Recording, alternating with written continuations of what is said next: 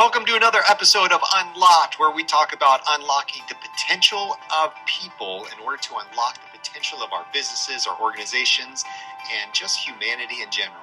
I am here today with Dr. Imran Khawaja, and he is a psychiatrist that is going to drop some self-empowering knowledge on us today.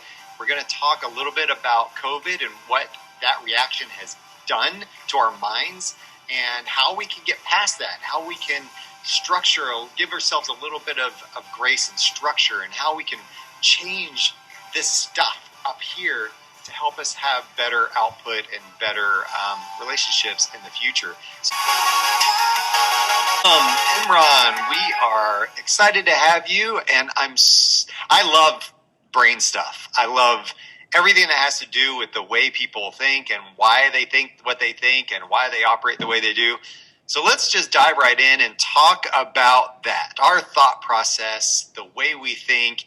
Your book, Cycle of Fulfillment, goes a lot into this. And so let's talk about that. Talk about cycle of fulfillment. Talk about what that means and why you named the book that and what the premise is. Sure. So, my brother and I, Rizwan, and myself, we are really avid readers. We have been into looking at how we can help people. So as a psychiatrist, I've been doing it, but now we try to do it at a different level where we can reach more and more people. Now, this book, Cycle of Fulfillment, is more like a culmination of reading a lot of material, going to so many seminars. As I said, as a trained psychiatrist, I have some knowledge about human mind. But then learning from other authors, things like people from Tony Robbins or Jack Canfield and authors like those. So we look at what are things which people want to do to improve their lives, the quality of their life. So what should we do so that one could improve their quality of life? So we looked at how people go after goals, like financial goals, for example, career goals, relationship goals, and that is all very good. We want to have all those goals, physically fit, have lots of money. But one thing which is very important is having mental and emotional fulfillment. Now, it's a bit different, like a lot of times people confuse pleasure with fulfillment, but pleasure is short-lived versus fulfillment is long-lived. So if you look at us, just we were talking before, if somebody has got lots of money and they led a miserable life, fighting with people, not really feeling happy in every moment, and they are at their deathbed, what quality of life is that? It is the moments which we cherish, the moments where we feel good about ourselves, about relationships. So it's in the moments where everything is there, the fulfillment is there in the moments. So if a person cannot have feelings of happiness, comfort, peace, and they're miserable, no matter what they do, it's not going to be a fulfilled life.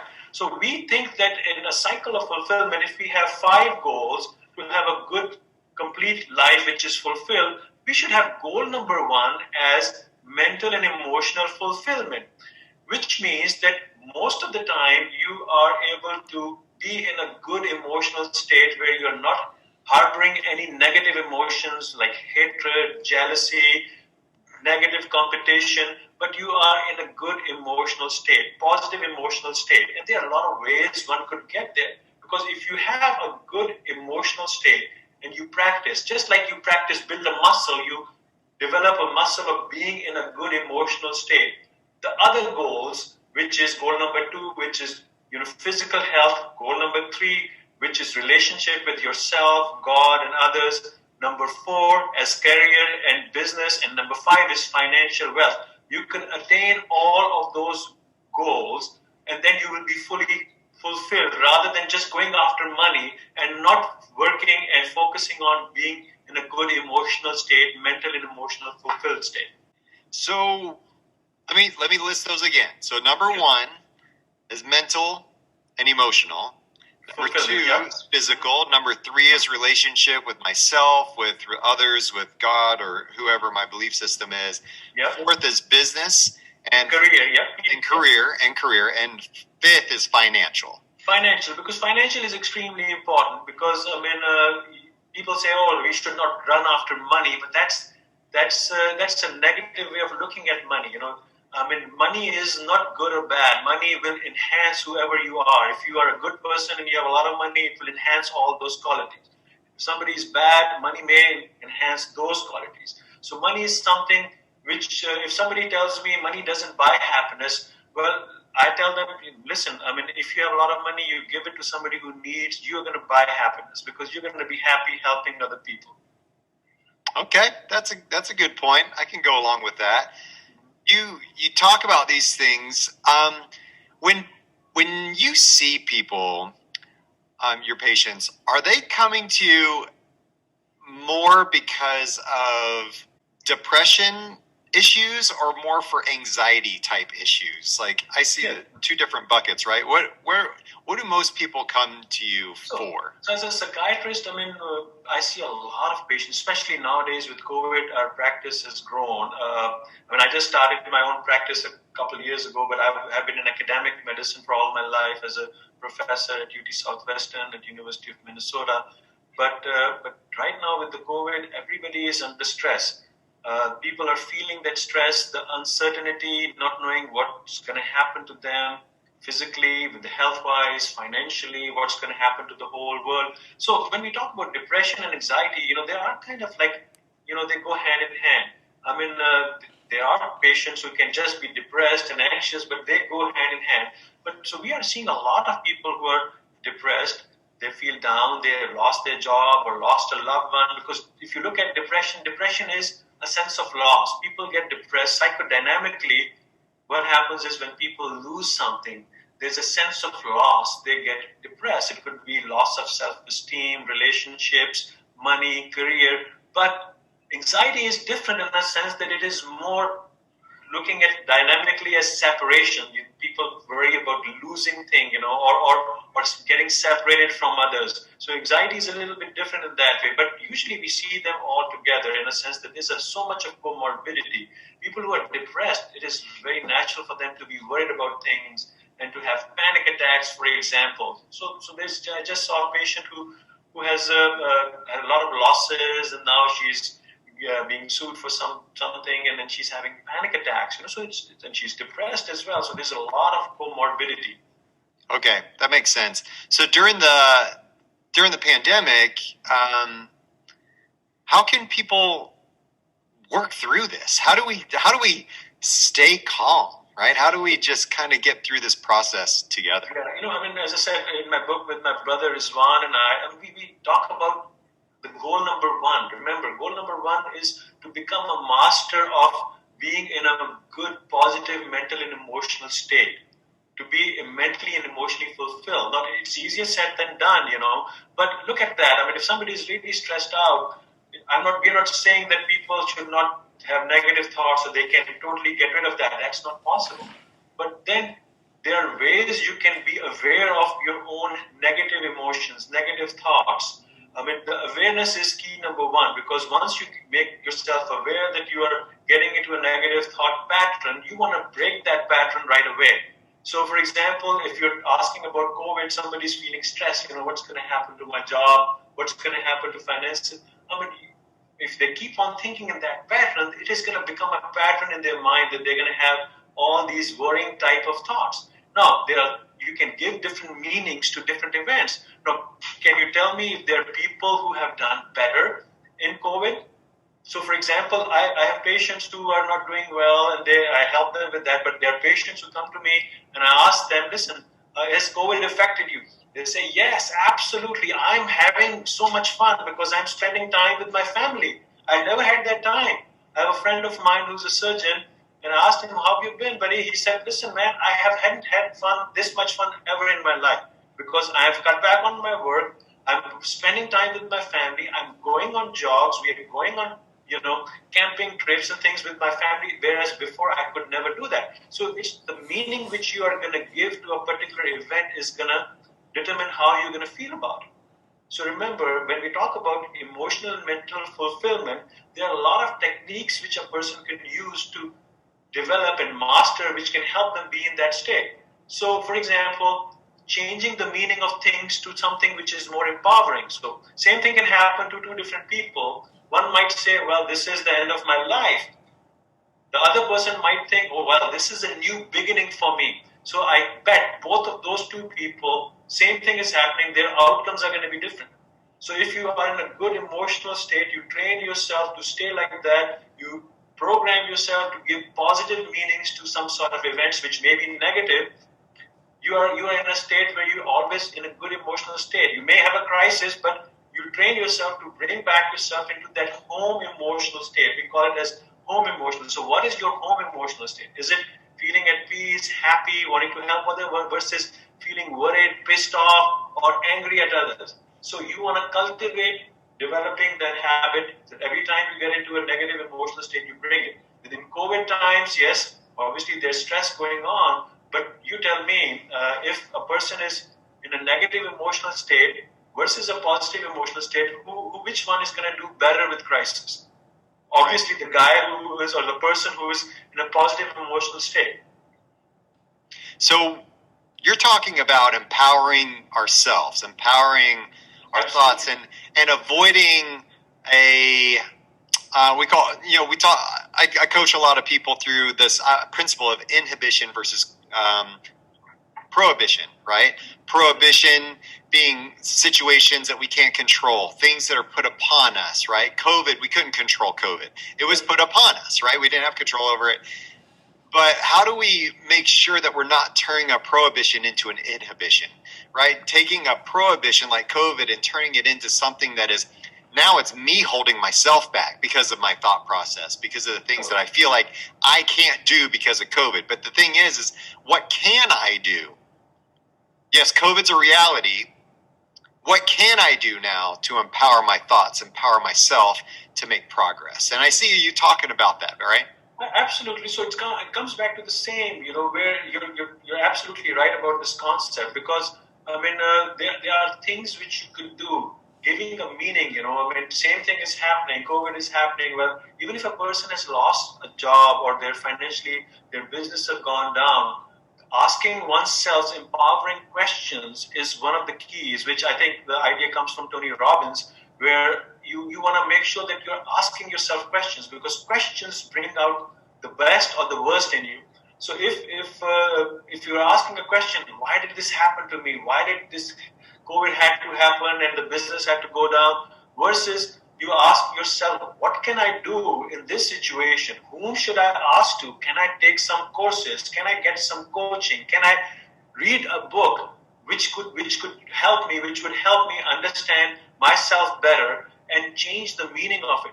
Now, obviously, there are businesses right now which are thriving. I was just talking to a friend of mine who's a real estate guru, and he is from Houston. He's got a lot of properties, and he was telling me that, listen, Imran, COVID has affected so many people's life, but listen, how many people have done so well? Look at the businesses which have done well, look at the vaccine industry, the pharmaceutical industry, the masks industry. So there are always opportunities, but the key thing is you have to train yourself to manage your emotional and mental state.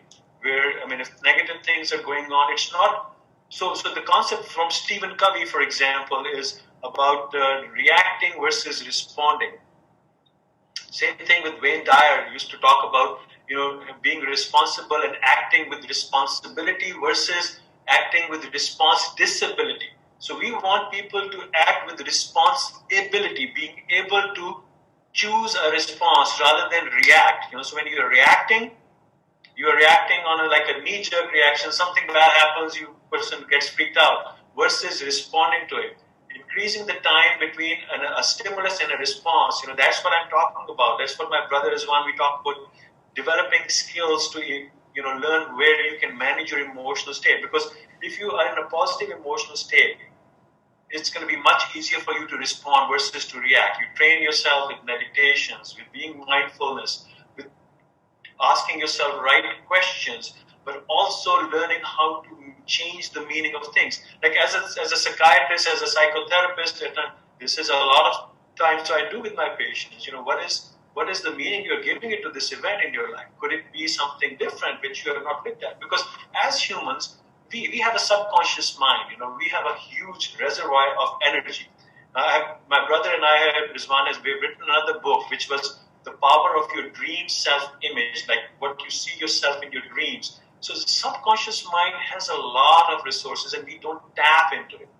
We can only tap into it if we work with the subconscious mind, and we are in a positive emotional state. We learn our techniques, skills, build that muscle to be in that emotional state where we can manage crisis. Now, I give a lot of talks about crisis. Now, if you look at, I've got several friends in China. We've got some businesses over there where, in Chinese, there's no word for crisis. Did you know that? No. What do they say? So there's no word for crisis. They use two words for crisis. One of them is danger. The other is opportunity. So this is actually from President Kennedy's speeches as well. He used to talk about that crisis is danger and opportunity. So when people go through crisis, now just imagine we are going through this pandemic as a human being, as organizations, as countries, states, people. Now we are going through this crisis. Now, if we deal with it in a positive frame of mind, we learn from this crisis. Don't you think we would be better off if we manage this crisis well as human beings, as a nation, for example? I mean, we may have made mistakes in terms of managing it, but we're going to learn from it, and the crisis can make us stronger. If something bad happens in the future, we're going to be in a better position to manage and deploy things and get vaccines. Just look at what crisis did to us.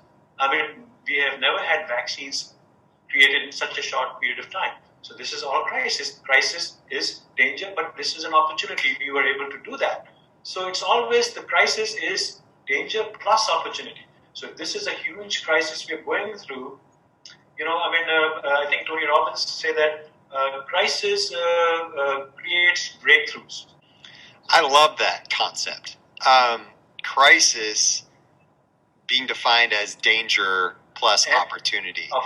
And that's so important to remember, because as we go into, and I'm gonna tie this into the workforce. Okay, I'm gonna tie this into workplace culture. I deal a lot with businesses, but I think all this is very pertinent, very interesting, and important for people in the workplace, leaders in the workplace, and employees in the workplace to understand that bad things are going to happen. Absolutely. Right? Bad relationships, in a way we communicate. How can you take that and not use it as a way to shut down, but as a way to reframe the event, right? And restructure the event. So how would you do that with somebody that had a really bad interaction with their boss? Their boss came down on them. There's lack of alignment. There's no real strong communication. What do I do with that? So remember, like when we talk about cycle of fulfillment, goal number 3 is relationships. Okay. With others, it includes everybody else, including your boss. So that it starts with having a good relationship with yourself, meaning that you feel comfortable. Sometimes bosses can be jerks. I'm not saying it's not possible, but the key concept is that you want to be comfortable with the relationship that you have with yourself. In your self-esteem, you're developing that muscle of being in a positive emotional state, putting right meaning. So if the question is how do you manage that? You want to manage your own emotional state first, because if a boss is upset with you, for whatever reason, you want to give him some benefit of doubt. If you know him or her well, that's a different situation. Then you know what the boss is going. But if you don't know the boss very well, you do want to give him or her some benefit of doubt, but managing your own emotional state.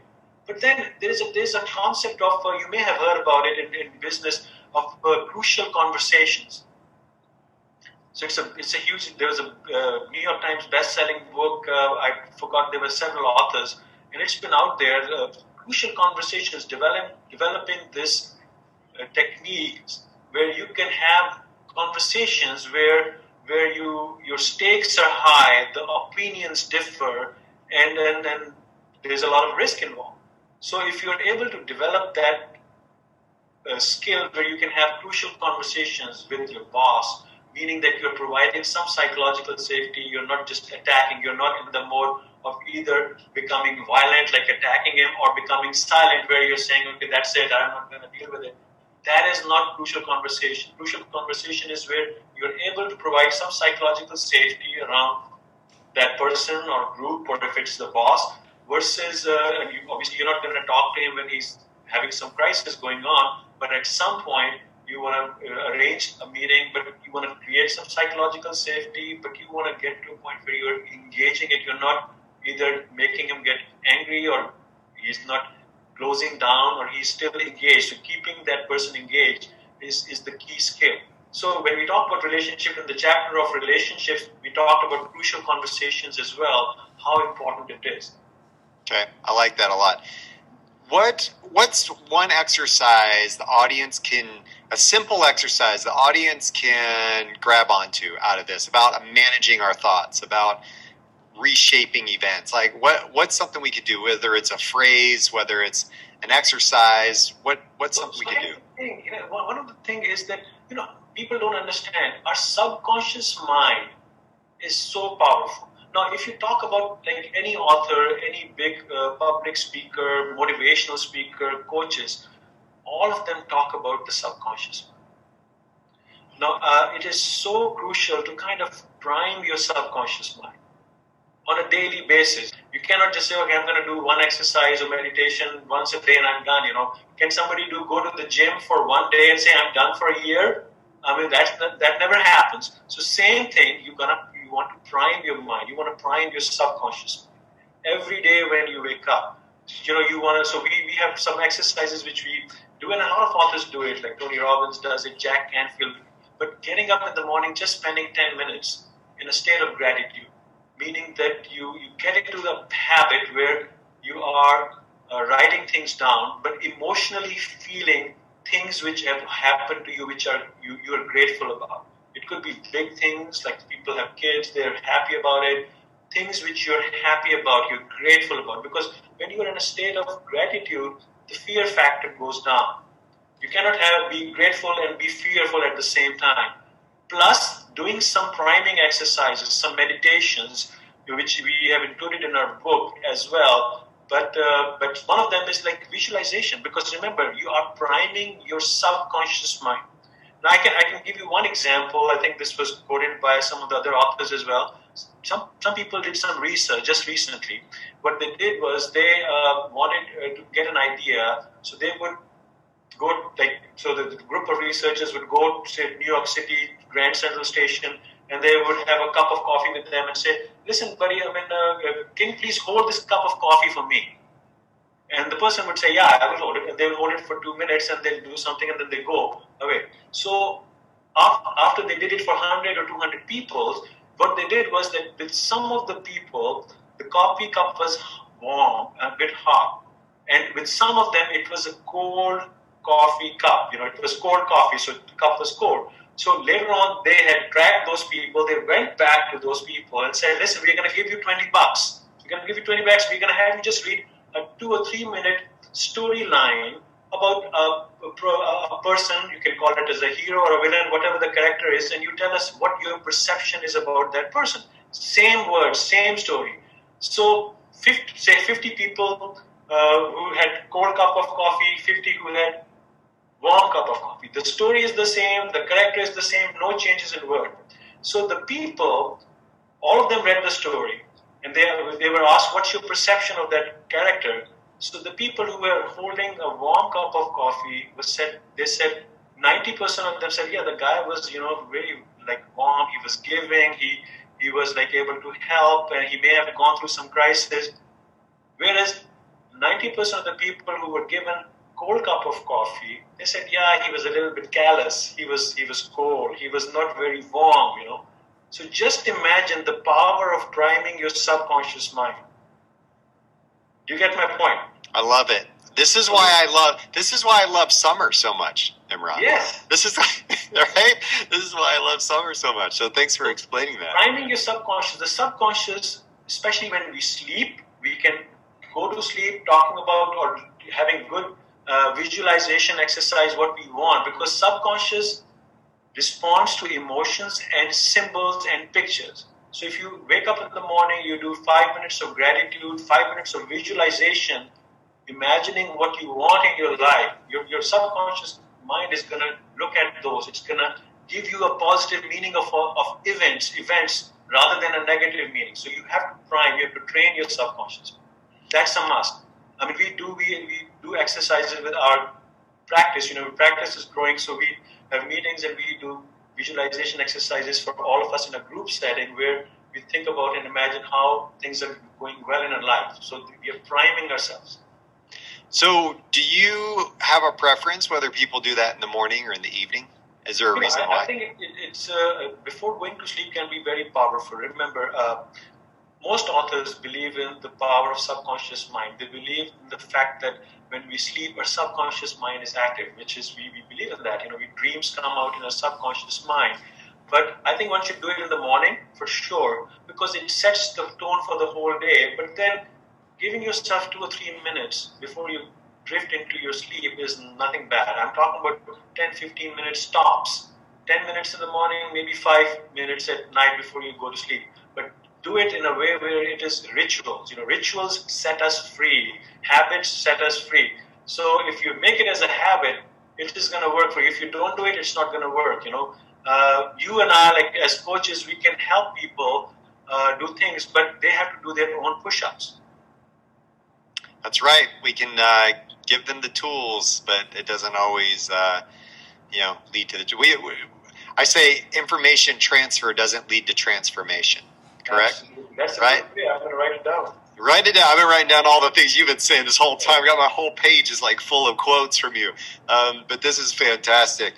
I'm so grateful for this insight, and I'm gonna share this with my wife because she loves this stuff as well, and I hope my audience got a lot out of this. How can people get in touch with you if they want to find out more about your book? If they want to find out more about you, maybe book you to speak at an event, or come work with them in some way. How do they get in touch with you?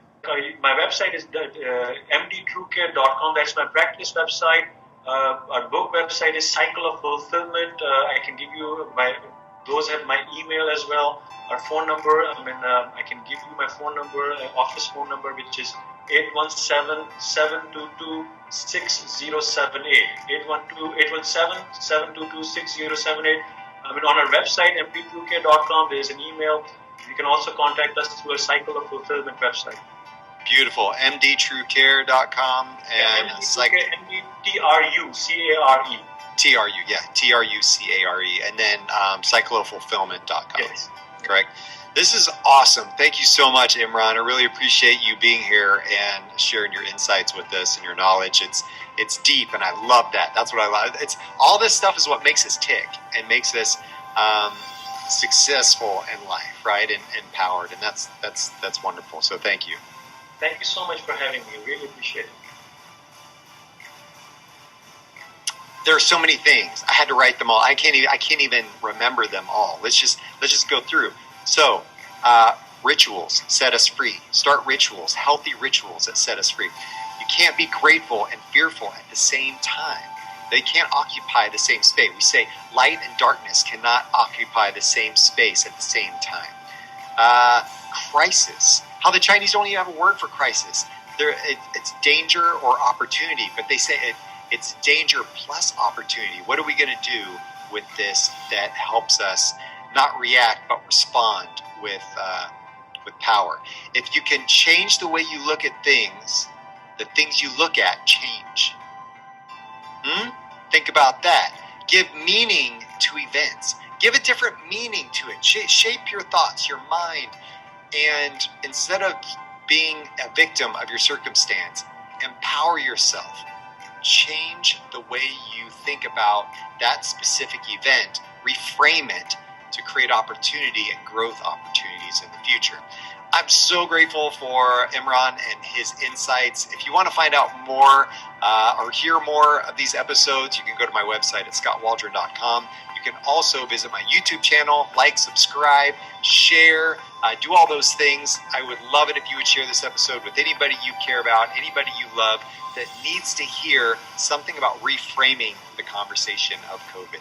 So thank you, everybody. I will see you next time.